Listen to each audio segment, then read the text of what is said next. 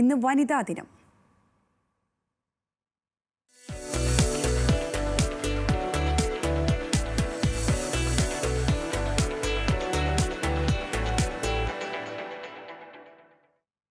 സ്ത്രീകളിൽ അധികം ആരും കൈവയ്ക്കാത്ത മ്യൂറൽ പെയിന്റിംഗിൽ മികവ് കാണിക്കുകയാണ് വയനാട്ടിലെ കുറച്ച് സ്ത്രീകൾ. കൽപ്പറ്റ ആസ്ഥാനമായി പ്രവർത്തിക്കുന്ന ജീവൻ ജ്യോതി എന്ന സന്നദ്ധ സംഘടനയിലെ പ്രവർത്തകരാണ് മ്യൂറൽ പെയിന്റിംഗിൽ ചായക്കൂട്ടൊരുക്കുന്നത്.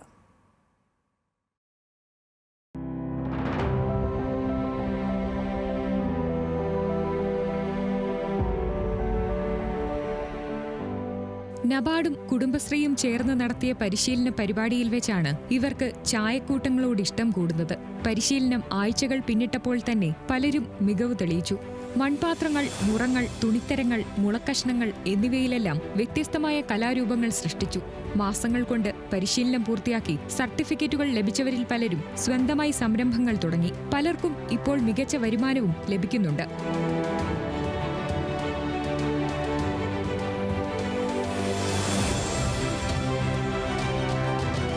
ഇവിടെ ബാമ്പൂല് ചെയ്യുന്നുണ്ട്, ക്യാൻവാസ്, പോട്ട്, ഇതൊക്കെ നമ്മൾ ചെയ്തിട്ടുണ്ടായിരുന്നു.